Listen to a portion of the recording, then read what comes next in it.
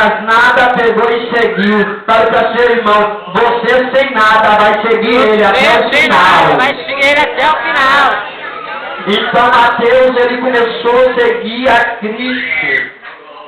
Então eu quero dizer que para mim e para você, seguir Jesus, muitos dizem que não é difícil, outros já acham difícil, outros acham mais ou menos.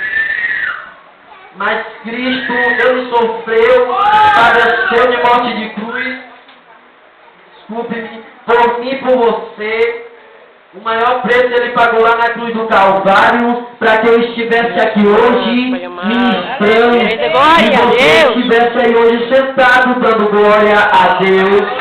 Voltando aqui para a história de Pedro, ele subindo ao templo, ele orava e dizia: Senhor, fala conosco, Jesus amado, visita nós aqui. E ele depois começa a dizer aqui, e olhou para ele esperando receber alguma coisa.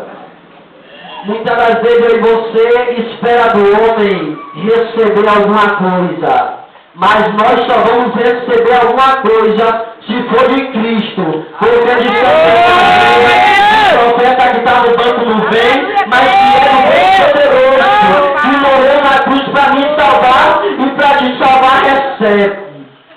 E aí, Jesus Cristo, ele fala com Pedro, atravessando o outro lado da margem do rio, ele atravessa o mar, melhor dizendo, ele atravessou, e quando se deparou, já foi lida aqui hoje a história do endemoniado gadareno. Jesus Cristo passou por uma tempestade grande, e muitas das vezes eu e você, porque de uma chuva, nós deixamos de evangelizar. Eu e você, porque de coisas mínimas dentro de casa, deixamos de evangelizar e buscar almas para o reino do Deus vivo.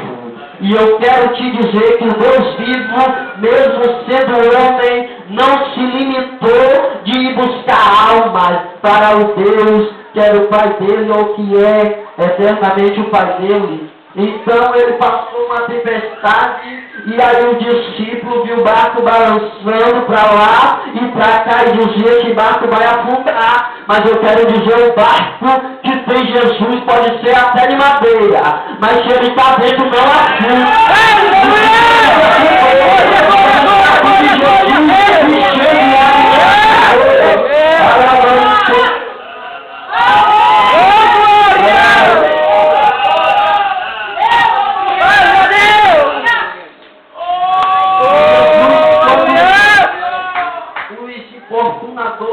Entre aspas, os discípulos acordam ele fala assim: não tendes fé ainda?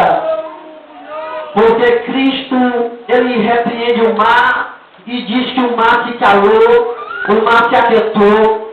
Ele repreende o vento para de bater, as águas param de se agitar. E Jesus Cristo hoje me pergunta e te pergunta: tu tendes fé? E o que você tem preparado para ele?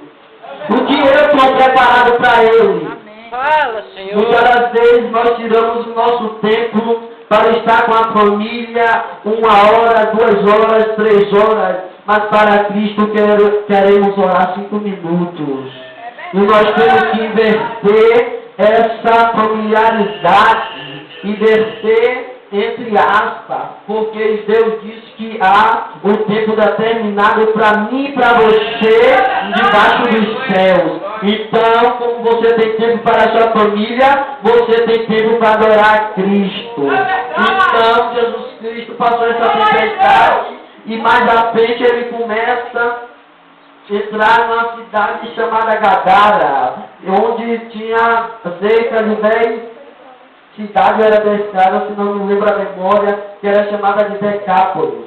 E tinha um endemoniado lá dentro, naquela cidade, que ele quebrava ferros, grilhões, cadeias, prisão, mas só não pode deter o nome do Senhor, porque eu se ninguém detém. Porque quando ele chegou, ele veio logo adorando, dizendo que eu tenho contigo filho de Davi, o que eu tenho contigo, filho do Deus vivo, o que eu tenho com Deus e você tem com Deus, aquele endemoniado ainda não tinha. Mas quando Cristo libertou ele, disse: vai agora na tua cidade e dá testemunho. Vai na tua casa primeiro, dá testemunho, e depois tu vai em Decápolis. Jesus Cristo está dizendo: dá testemunho na tua casa, dá testemunho na tua cidade, mas depois tu dá testemunho fora.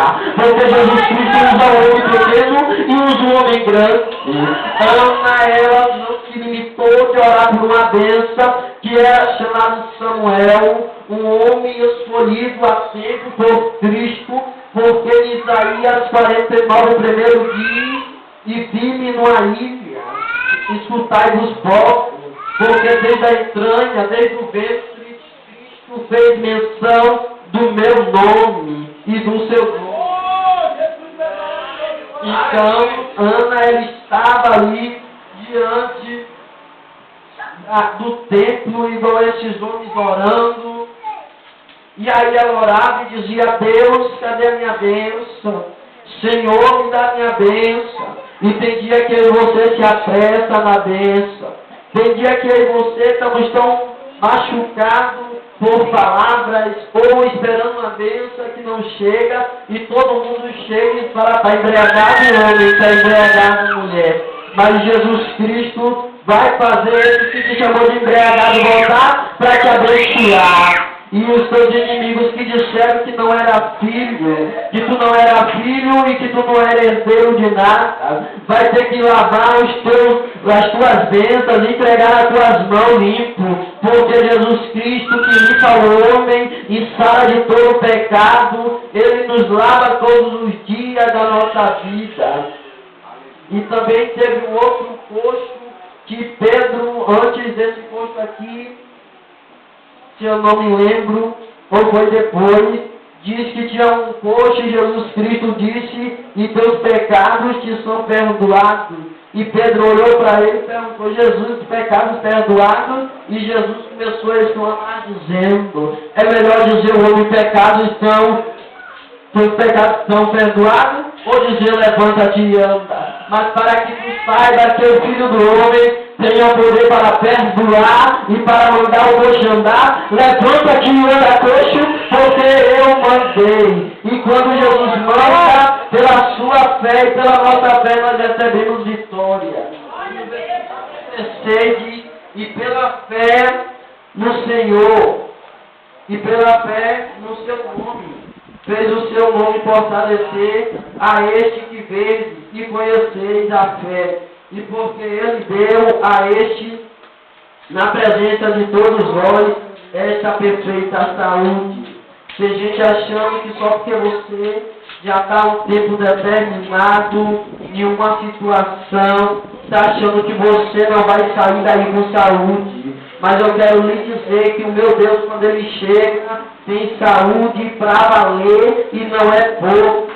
E Jesus Cristo, Pedro, narrando a história aqui, e o escritor, ele começa a dizer que o homem ele era desde nascença coxo. Então, pode-se dizer que ele perdeu a maioria da sua